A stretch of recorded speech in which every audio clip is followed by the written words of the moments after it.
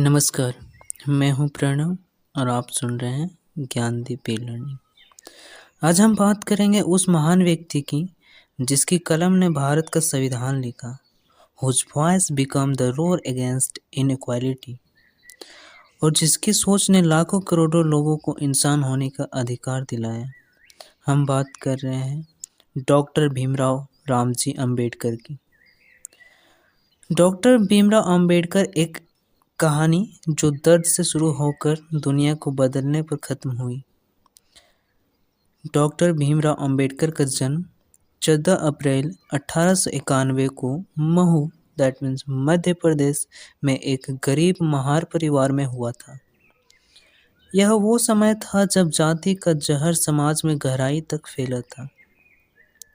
School में पानी पीने तक की अनुमति नहीं, कक्षा में अलग बैठना पड़ता, शिक्षक भी किताब छूने से डरते।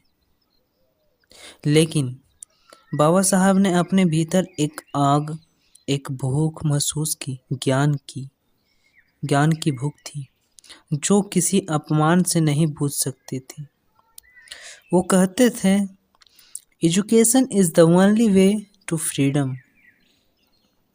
और इसी शिक्षा ने उन्हें दुनिया के सबसे बड़े विद्वानों में से एक बनाया। जहाँ दर्द ने चमक को जन्म दिया, उनके लिए स्कूल जाना किसी युद्ध से कम नहीं था।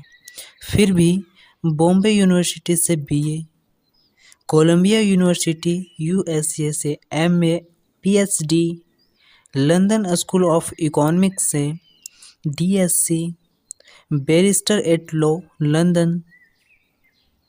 वो दुनिया के सबसे अधिक शिक्षित नेताओं में से एक थे। कई लोग अमेरिका जाते सपनों के लिए, लेकिन बाबा साहब वहाँ गए एक समाज का भविष्य लिखने। जाति की जंजीरों को तोड़ने का संकल्प।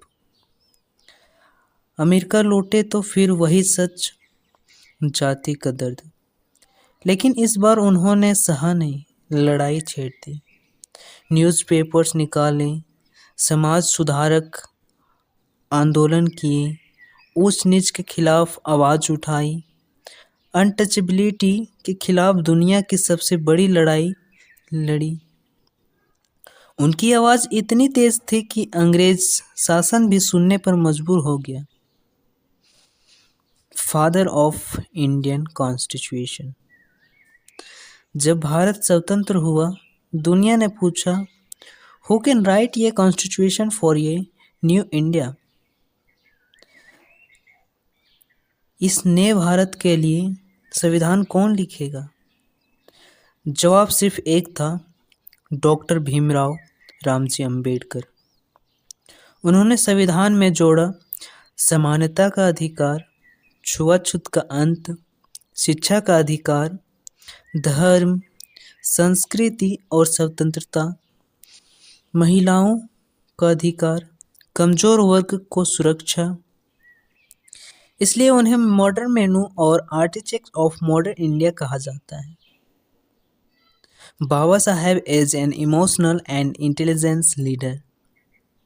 बाबा साहब से बुद्धिमान नहीं थे, वो भावनात्मक रूप से बेहद मजबूत इंसान थे।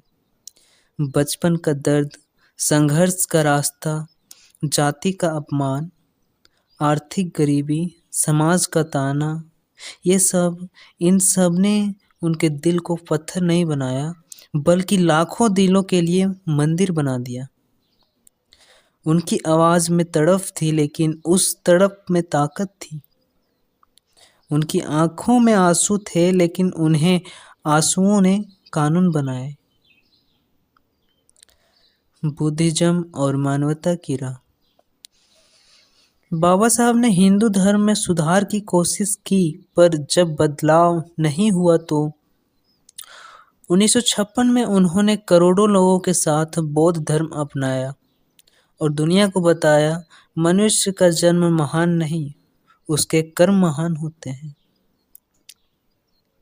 Doctor Bhimrao Ambedkar greatest words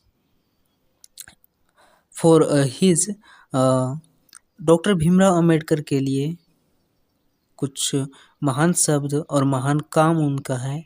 Bharat का संविधान बनाना, महिलाओं को समान अधिकार दिलाना, अनटचेबिलिटी एबोलिशन एक्ट, रिजर्वेशन की नींव, labour laws, maternity benefit act, finance commission का गठन, इंडियन रूपी और आर्थिक नीति की संरचना, water and dam projects, central water commission, Buddhism renaissance की इंडिया,